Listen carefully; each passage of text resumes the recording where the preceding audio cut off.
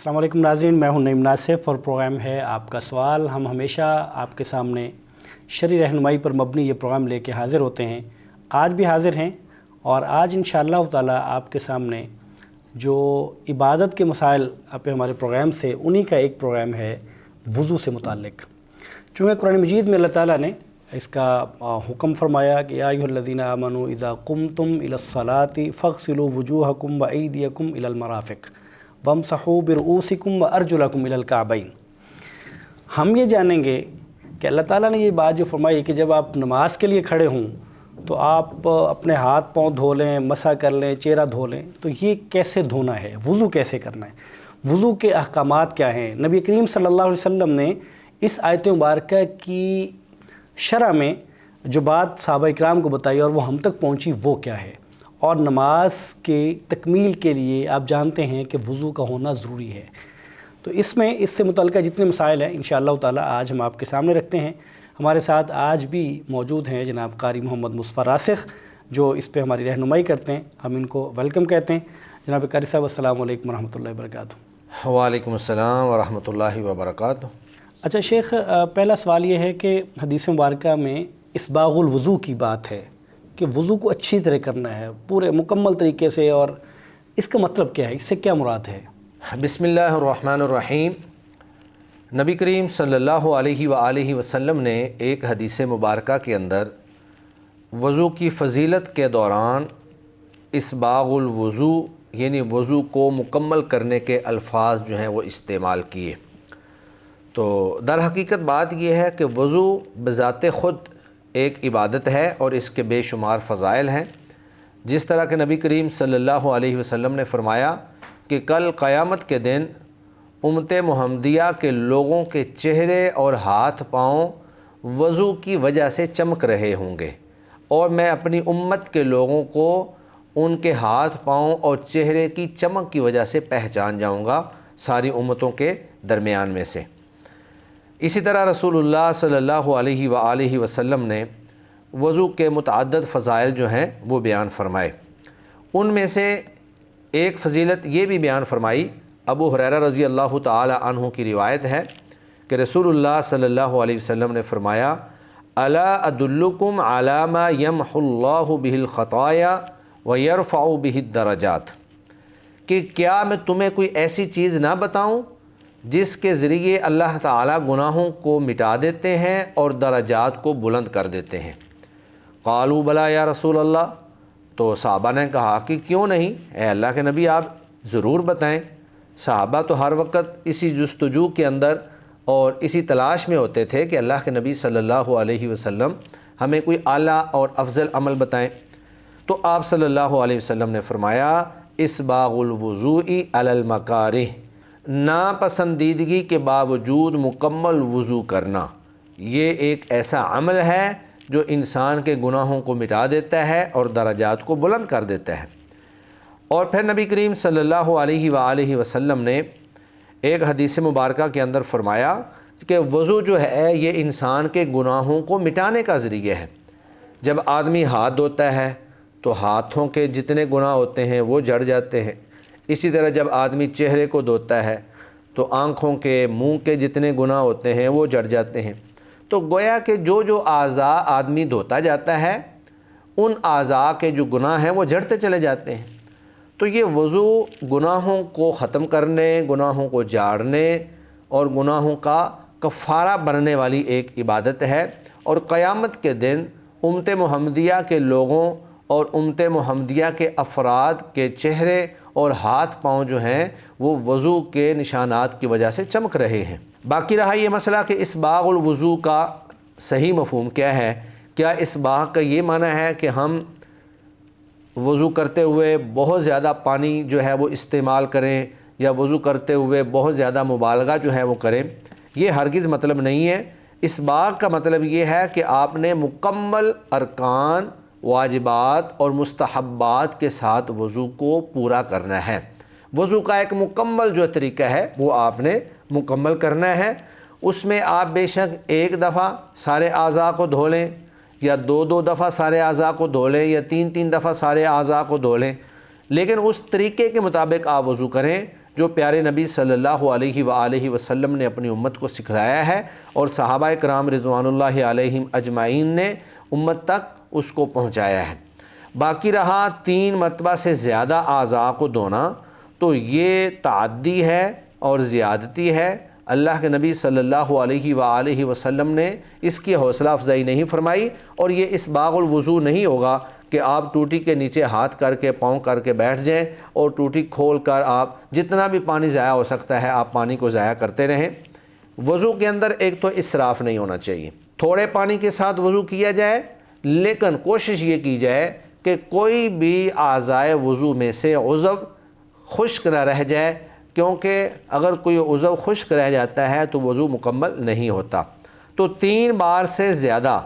اگر کوئی شخص اپنے اعضائے وضو کو دھوتا ہے تو نبی کریم صلی اللہ علیہ وسلم کی حدیث مبارکہ ہے فَمَنْ زَادَ عَلَى هَذَا فَقَدْ أَسَاءَ وَتَعَدَّى وَظَلَمَ، کہ اگر کسی شخص نے ایسا کیا کہ 3 مرتبہ سے زیادہ اپنے اعضائے وضو کو دھویا تو اس نے ایک برا فعل کیا ہے اور اس نے زیادتی کی ہے اور ظلم کیا ہے، کیونکہ یہ پانی کے اسراف اور پانی کو ضائع کرنے کا باعث ہے۔ تو اسباغ الوضو کا مفہوم پھر یہ ہوگا کہ آپ مکمل وضو کریں، نبی کریم صلی اللہ علیہ وسلم کے بتائے ہوئے طریقے کے مطابق کریں، تمام اعضاء کو دھوئیں اور کوئی بھی عضو اور کسی بھی عضو کا کوئی بھی حصہ جو ہے وہ خشک نہ رہے، تو یہ اسباغ الوضو ہے، اور اسی کی فضیلت نبی کریم صلی اللہ علیہ وآلہ وسلم نے حدیث مبارکہ میں بیان فرمائی ہے کہ یہ گناہوں کو مٹانے اور درجات کو بلند کرنے کا ذریعہ ہے۔ اچھا یہ بھی بتائیے گا کہ وضو جب آپ آغاز کرتے ہیں تو اس سے پہلے بسم اللہ پڑھنا ضروری ہے یا اگر رہ بھی جائے تو کوئی حرج نہیں ہے؟ جی، وضو کے شروع میں بسم اللہ پڑھنا جو ہے یہ ایک مشروع عمل ہے۔ وضو ہو یا کوئی بھی نیک عمل ہو، ہر عمل کے شروع میں بسم اللہ پڑھنا یہ نبی کریم صلی اللہ علیہ وآلہ وسلم کی سنت مبارکہ ہے۔ لیکن اس بارے میں اہل علم کا اختلاف ہے کہ کیا وضو کے شروع میں بسم اللہ پڑھنا یہ واجب ہے یا سنت ہے۔ بعض اہل علم کہتے ہیں کہ وضو کے شروع میں بسم اللہ پڑھنا واجب ہے، اگر آپ بسم اللہ نہیں پڑھیں گے تو آپ کا وضو نہیں ہوگا۔ لیکن جمہور اہل علم کے نزدیک وضو کے شروع میں بسم اللہ پڑھنا جو ہے وہ مسنون ہے، واجب نہیں ہے۔ اگر آپ پڑھ لیتے ہیں تو انشاءاللہ آپ اجر کے مستحق ہوں گے اور بسم اللہ کا جو ثواب ہے وہ آپ کو ملے گا۔ لیکن اگر آپ بھول جاتے ہیں اور آپ بسم اللہ نہیں پڑھ پاتے ہیں تو انشاءاللہ وضو کرنے والے بندے کا وضو جو ہے وہ مکمل ہے، اس کے وضو کے اندر کوئی کسی قسم کا نقص یا کمی واقع نہیں ہوگی۔ اچھا اس میں نا شیخ ایک بات اور ہے، یہ بڑی اہم ہے اور اس میں لوگ بحث بھی کرتے ہیں، لوگ کنفیوز بھی رہتے ہیں۔ وہ یہ ہے کہ جب وضو اب یہ بات ہوگی کہ وضو سے پہلے بسم اللہ پڑھنا ضروری ہے، اب سوال یہ ہے کہ بسم اللہ کے الفاظ کیا ہوں گے؟ کیا بسم اللہ جو میں بول رہا ہوں اتنا ہی کافی ہے یا اس کے لیے پوری پڑھنی پڑے گی بسم اللہ الرحمن الرحیم؟ تو اس میں صحیح بات کیا ہے، بسم اللہ کافی ہے یا بسم اللہ الرحمن الرحیم پورا پڑھنا پڑے گا؟ جی، وضو کے شروع میں جب آپ بسم اللہ پڑھ رہے ہیں تو آپ کو صرف بسم اللہ بس اتنے ہی الفاظ ادا کرنے ہیں۔ بسم اللہ الرحمن الرحیم، الرحمن اور الرحیم کے کلمات ادا کرنے کی ضرورت نہیں ہے، جس طرح کہ ذبح کرتے وقت جانور کو ذبح کرتے وقت صرف بسم اللہ کے الفاظ پڑھتے ہیں، پوری بسم اللہ الرحمن الرحیم ادا نہیں کرتے ہیں۔ اور اس کی دلیل سنن نسائی کے اندر سیدنا انس رضی اللہ تعالی عنہ کی روایت ہے کہ بعض صحابہ کرام نے نبی کریم صلی اللہ علیہ وآلہ وسلم سے وضو کا طریقہ پوچھا کہ وضو ہم کیسے کیا کریں۔ تو اللہ کے نبی صلی اللہ علیہ وآلہ وسلم نے پوچھا کہ کیا تم میں سے کسی کے پاس پانی موجود ہے؟ تو انہوں نے کہا کہ ہاں ہمارے پاس پانی موجود ہے۔ آپ کو پانی مہیا کیا گیا، اور حدیث کے الفاظ یہ ہیں کہ فَوَضَعَ يَدَهُ فِي الْمَاءِ وَيَقُولُ تَوَضَّؤُوا بِسْمِ اللَّهِ، تو آپ نے اپنا ہاتھ پانی میں ڈالا اور ساتھ ہی یہ کہنے لگے کہ تم کہو بسم اللہ۔ تو یہاں پر جو بسم اللہ ہے وہ صرف بسم اللہ کے الفاظ موجود ہیں، بسم اللہ الرحمن الرحیم کے الفاظ موجود نہیں ہیں۔ تو دراصل وضو شروع کرتے وقت اللہ کا نام لینا مقصد ہے، باقی آگے اللہ کی صفات ہیں۔ تو اگر آپ بسم اللہ ہی کہہ دیتے ہیں تو انشاءاللہ اللہ کا نام آپ نے لے لیا کہ اللہ کے نام سے میں شروع کرتا ہوں. پھر آگے اللہ کی صفات ہیں کہ وہ رحمان بھی ہے، وہ رحیم بھی ہے، تو اس کو ادا کرنے کی ضرورت نہیں ہے. سنت نبوی پر عمل کرتے ہوئے آپ کو چاہیے کہ آپ صرف بسم اللہ کے کلمات ادا کریں اور الرحمن الرحیم کے کلمات آپ ادا نہ کریں. اچھا شیخ، یہ تو ہو گیا کہ ایک شخص وضو کرنے کے لیے بیٹھا، اس کو یاد بھی تھا، ایک شخص بھول گیا. جیسے نماز میں بھی انسان بھول جاتا ہے، روزے میں بھول جاتا ہے، بھول کے کھا لیتا ہے. اگر وضو کرنے سے پہلے بسم اللہ پڑھنا ایک شخص بھول گیا ہے تو اب کیا ہوگا؟ کیا جب اس کو یاد آئے گا وہ تب پڑھ لے گا یا وضو دوبارہ سے کرنا پڑے گا؟ جس طرح ہم نے پہلے بتایا کہ وضو کے شروع میں بسم اللہ پڑھنا جمہور اہل علم کے نزدیک مسنون اور مستحب عمل ہے، واجب یا شرط نہیں ہے. تو اگر کوئی شخص وضو کرتے وقت بسم اللہ کہنا بھول جاتا ہے اور وضو کے درمیان ہی اس کو یاد آ جاتا ہے تو اس کو چاہیے کہ وہ فوری طور پر بسم اللہ پڑھ لے. لیکن اگر اس کو وضو کے درمیان بھی یاد نہیں آتا، وہ وضو مکمل کر لیتا ہے اور بعد میں اس کو یاد آتا ہے کہ میں نے تو وضو کے شروع میں بسم اللہ نہیں پڑھی تھی، تو اس صورت میں اس کو پھر دوبارہ بسم اللہ پڑھنے کی ضرورت نہیں ہے اور نہ ہی اس کو وضو دوبارہ کرنے کی ضرورت ہے، بلکہ اس کا وضو جو ہے وہ درست ہے اور انشاءاللہ وہ اپنے اس وضو کے ساتھ نماز ادا کر سکتا ہے اور دیگر ارکان اسلام کی ادائیگی کر سکتا ہے. اس کا وضو انشاءاللہ مکمل ہے اور اس کے اندر کوئی کسی قسم کا نقص اور کمی واقع نہیں ہوئی. اچھا یہ بتائیں، یہ بھولنے کی بات چل رہی ہے، تو اگر ایک شخص جو ہے وہ وضو کر رہا ہے اور اس نے کلی کرنا بھول گیا، ناک میں پانی ڈالنا بھول گیا، تو کیا اس کا وضو مکمل ہوگا یا کلی اور ناک میں پانی ڈالنا یہ واجب ہے؟ اور اگر یہ ایک شخص کا رہ گیا ہے، وہ نہیں کر سکا اور بعد میں اس کو یاد آ جائے، بعد میں اگر الگ سے وہ کلی کر لے اور ناک میں پانی ڈال لے تو یہ کافی ہو جائے گا؟ وضو میں ناک میں پانی ڈالنا اور کلی کرنا یہ دونوں چیزیں ایسی ہیں جو نبی کریم صلی اللہ علیہ وآلہ وسلم سے ثابت ہیں اور یہ چہرے کے غسل میں داخل ہیں. اللہ رب العزت قرآن مجید میں فرماتے ہیں فَاغْسِلُوا وُجُوهَكُمْ کہ تم اپنے چہروں کو دھوو. تو چہرے کے غسل کے اندر چہرے کے دھونے میں ہی کلی کرنا اور ناک میں پانی ڈالنا یہ دونوں چیزیں جو ہیں یہ چہرے کے دھونے میں شامل ہیں. اور فَاغْسِلُوا وُجُوهَكُمْ قرآن مجید کے اندر وضو کے احکام میں جو اللہ نے حکم دیا ہے یہ وضو کا رکن ہے. اور اگر کوئی شخص ناک میں پانی نہیں ڈالتا یا کلی نہیں کرتا تو چونکہ یہ دونوں چیزیں بھی چہرے میں شامل ہیں اور چہرے کا دھونا وضو کا رکن ہے، لہٰذا ایسے شخص کا وضو نہیں ہوگا. جو شخص بھی ان دونوں میں سے کوئی ایک چیز چھوڑ دے، کلی چھوڑ دے یا پھر وہ ناک میں پانی ڈالنا چھوڑ دے یا دونوں چھوڑ دے، اس کا وضو درست نہیں ہے. اس کو دوبارہ وضو کرنا پڑے گا اور دوبارہ سے وضو کر کے وہ اپنی نماز ادا کرے گا. شیخ صالح الفوزان اپنے ایک فتویٰ کے اندر فرماتے ہیں کہ جس شخص نے چہرہ دھوتے ہوئے ناک میں پانی ڈالنا یا کلی کرنا یا ان دونوں میں سے کوئی ایک چیز چھوڑ دی، اس کا وضو درست نہیں ہے، اس کا وضو صحیح نہیں ہے. کیونکہ لِأَنَّ الْفَمْ وَالْأَنْفَ مِنَ الْوَجْهِ کیونکہ ناک اور منہ یہ دونوں جو ہیں یہ چہرے کا حصہ ہیں اور اللہ رب العزت نے چہرے کو دھونے کا حکم دیا ہے فَاغْسِلُوا وُجُوهَكُمْ. تو جو شخص ان میں سے کوئی ایک چیز چھوڑ دیتا ہے، کلی کرنا چھوڑ دیتا ہے یا ناک میں پانی ڈالنا چھوڑ دیتا ہے، تو اللہ کے اس حکم کے اوپر اس نے گویا کہ عمل نہیں کیا اور اس نے بعض چیزوں کو چھوڑ دیا ہے. تو حکم پر عمل نہ ہونے کی وجہ سے اس کا یہ رکن رہ گیا اور رکن رہ جانے کی وجہ سے اس کا وضو جو ہے وہ صحیح ثابت نہیں ہوا. اس شخص کو دوبارہ وضو کرنا پڑے گا. اچھا شیخ یہ فرمائیے گا کہ وضو کرنے کے بعد اگر کوئی شخص جو ہے وہ شرمگاہ کو ہاتھ لگ جائے، شرمگاہ کو چھو لے، تو اس سے وضو ٹوٹ جاتا ہے کہ نہیں ٹوٹ جاتا؟ مثال کے طور پہ جیسے عام طور پہ غسل کے دوران کوئی شخص جو ہے وہ وہاں واش روم میں وضو کر لیتا ہے،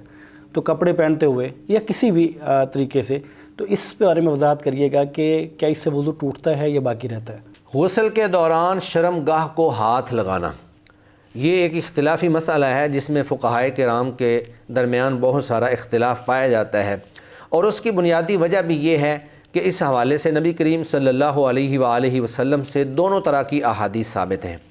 ایک حدیث کے اندر نبی کریم صلی اللہ علیہ وآلہ وسلم نے فرمایا کہ من مس ذکرہ فتوضأ کہ جو شخص اپنے ذکر کو چھوئے وہ وضو کرے. یعنی اللہ کے نبی صلی اللہ علیہ وسلم نے مس ذکر کو، شرمگاہ کو چھونے کو ناقض وضو قرار دیا، جبکہ ایک دوسری روایت کے اندر آپ صلی اللہ علیہ وآلہ وسلم نے فرمایا کہ ان ہی الا بضعۃ منک، کہ یہ شرمگاہ جو ہے، ذکر جو ہے، یہ تیرے جسم کا ہی ایک حصہ ہے۔ تو دونوں طرح کی روایات کو سامنے رکھ کر پھر اہل علم کا اختلاف ہو گیا۔ جمہور اہل علم، جن میں امام شافعی، امام احمد بن حنبل اور دیگر محدثین جو ہیں، ان کے نزدیک مس ذکر سے مطلقاً وضو ٹوٹ جاتا ہے، بے شک وہ آپ نے شہوت سے چھوا ہو یا بغیر شہوت کے چھوا ہو، آپ نے کسی حائل سے یعنی کپڑے سے چھوا ہو یا بغیر کپڑے کے چھوا ہو، تو جمہور اہل علم کے نزدیک مس ذکر سے مطلق طور پر وضو ٹوٹ جاتا ہے، جبکہ امام ابو حنیفہ رحمہ اللہ جو ہیں، ان کے نزدیک مطلق نہیں ٹوٹتا، بلکہ وہ یہ کہتے ہیں کہ اگر آپ نے کپڑے کے ساتھ چھوا ہے تو آپ کا وضو نہیں ٹوٹے گا، اور اگر آپ نے بغیر کپڑے کے چھوا ہے تو پھر آپ کا وضو ٹوٹ جائے گا۔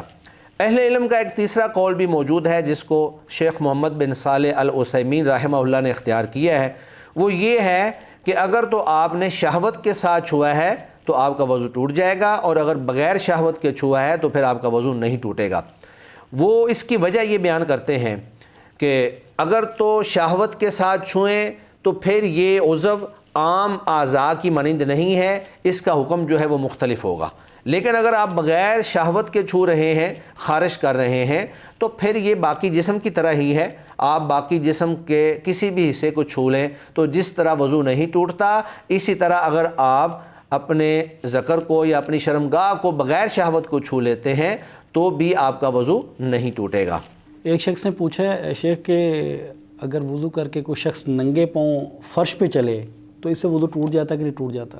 ایسی کوئی بات نہیں ہے کہ ننگے پاؤں اگر آپ زمین پر چل پڑیں تو آپ کا وضو ٹوٹ جائے گا، یہ سنی سنائی باتیں اور مسئلے ہیں جن کا کسی بھی حدیث کے ساتھ کوئی تعلق نہیں ہے۔ ناقض وضو بڑے معروف ہیں جو احادیث مبارکہ کے اندر بڑی صراحت کے ساتھ نبی کریم صلی اللہ علیہ وآلہ وسلم نے بیان فرمائے ہیں۔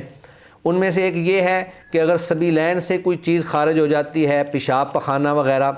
تو اس سے وضو ٹوٹ جاتا ہے، یا اسی طرح کسی شخص کی عقل زائل ہو جاتی ہے، یا کوئی شخص جو ہے وہ اپنے عضو تناسل کو بغیر پردے کے اور شہوت کے ساتھ چھو لیتا ہے، تو اسی طرح اگر کوئی شخص اونٹ کا گوشت کھا لیتا ہے، تو یہ وہ تمام ناقض وضو ہیں جو احادیث مبارکہ کے اندر بیان کیے گئے ہیں، اور علماء نے اپنی کتابوں کے اندر تفصیل کے ساتھ ان کو بیان کیا ہے، لیکن کسی بھی حدیث کے اندر ایسی کوئی بات ثابت نہیں ہے کہ کوئی شخص اگر وضو کر کے ننگے پاؤں زمین پر چلے تو اس سے وضو ٹوٹ جاتا ہو، اس کا حقیقت کے ساتھ کوئی تعلق نہیں ہے۔ وضو کر کے اگر آپ زمین پر نہیں چلیں گے تو آپ کہاں پہ چلیں گے؟ ہر بندے نے وضو کر کے زمین پر ہی چلنا ہے، بے شک نیچے قالین بچھا ہے یا نہیں بچھا ہے، اور اگر قالین نہیں ہے، خالی زمین پہ فرش پہ آپ چل رہے ہیں، تو بہرحال یہ ناقض وضو نہیں ہے۔ وضو کرنے کے بعد آپ بغیر کسی جھجک کے اور بغیر کسی خوف کے زمین پر چل سکتے ہیں، اس سے وضو کے اوپر کوئی اثر نہیں پڑتا ہے۔ اچھا یہ بھی بتائیے گا کہ بعض لوگ جو ہیں وہ وضو کرنے کے بعد شرمگاہ پر پانی کے چھینٹے مارتے ہیں، تو کیا یہ عمل نبی کریم صلی اللہ علیہ وسلم سے ثابت ہے؟ وضو کرنے کے بعد شرمگاہ پر چھینٹے مارنا یہ نبی کریم صلی اللہ علیہ وآلہ وسلم کی صحیح احادیث مبارکہ سے ثابت ہے۔ سنن ابن ماجہ کی ایک روایت میں صحابی بیان فرماتے ہیں کہ انہوں نے رسول اللہ صلی اللہ علیہ وسلم کو دیکھا کہ اللہ کے نبی نے وضو کیا، ثم اخذ کفا من ماء فنضح به فرجہ، پھر اللہ کے نبی نے ایک چلو پانی لیا اور اپنی شرمگاہ پر چھینٹے مارے۔ تو امام البانی رحمہ اللہ نے اس حدیث کو صحیح قرار دیا ہے۔ اسی طرح صحیح الجامع کے اندر ایک روایت موجود ہے جس کے الفاظ کچھ یوں ہیں، کان اذا توضأ اخذ کفا من ماء فنضح به فرجہ، کہ اللہ کے نبی صلی اللہ علیہ وسلم جب بھی وضو کرتے تو آپ صلی اللہ علیہ وسلم پانی کا ایک چلو لیتے اور اپنی شرمگاہ پر چھینٹے مارتے۔ تو یہ احادیث آپ صلی اللہ علیہ وآلہ وسلم سے ثابت ہیں۔ احادیث تو ثابت ہیں، اگرچہ بعض اہل علم کا خیال ہے کہ یہ چھینٹے مارنے کا حکم ہر شخص کے لیے نہیں ہے، بلکہ یہ حکم ایسے شخص کو ہے جس کو سلسلۃ البول کی بیماری ہو، یعنی جس کا پیشاب جو ہے وہ خارج ہوتا رہتا ہو، پیشاب کے قطرے جو ہیں وہ خارج ہوتے رہتے ہوں، تو اگر وہ وضو کرنے کے بعد اپنی شلوار پر یا اپنے کپڑے پر شرمگاہ کے سامنے کچھ پانی کے چھینٹے مار لے گا تو اس سے اس کے جو وسوسے ہیں وہ ختم ہو جائیں گے اور وہ اطمینان کے ساتھ جو ہے وہ اپنی نماز ادا کر سکے گا۔ باقی جو آدمی تندرست ہے، جس کو سلسلۃ البول کا کوئی مسئلہ نہیں ہے، تو ان علماء کا یہ خیال ہے کہ وہ آدمی ایسا عمل نہ کرے۔ یہ احادیث جو ہیں خاص طور پر اس آدمی کے لیے ہیں جس آدمی کو پیشاب کے قطروں کی شکایت ہوتی ہے۔ شیخ جزاکم اللہ خیر، اللہ تعالیٰ آپ کے علم میں، آپ کے عمل میں برکت دے۔ ناظرین، یہ تھا پروگرام آپ کا سوال، اور اس میں آپ کے سوالات ہوتے ہیں جو ہم اپنے عالم دین اور اپنے مفتی صاحب کے سامنے رکھتے ہیں اور اس سے شرعی رہنمائی حاصل کرتے ہیں۔ تو یہ پروگرام ایک عرصے سے ہم آپ کے سامنے رکھ رہے ہیں۔ اس میں آپ کا حصہ ہم یہ سمجھتے ہیں کہ یہ آپ کا حصہ ہوگا، اور یہ دعوت کے کام میں، دین کے کام میں اور اس کی ترویج میں یہ آپ کی طرف سے حصہ شامل ہوگا کہ آپ اس کو دیکھیں، اور آپ کے ذہن میں سوالات ہوں تو آپ ہمیں بھیجیں۔ اس کو آپ لائک کریں پروگرام کو، اور اس کو دوسروں تک شیئر کریں تاکہ یہ دین اور نبی کریم صلی اللہ علیہ وسلم کی جو سنتیں ہیں یہ دیگر لوگوں تک بھی پہنچیں۔ آج کے پروگرام میں ہمیں اجازت دیجیے، آئندہ انشاءاللہ تعالی پھر آپ کے سامنے حاضر ہوں گے۔ السلام علیکم ورحمۃ اللہ وبرکاتہ۔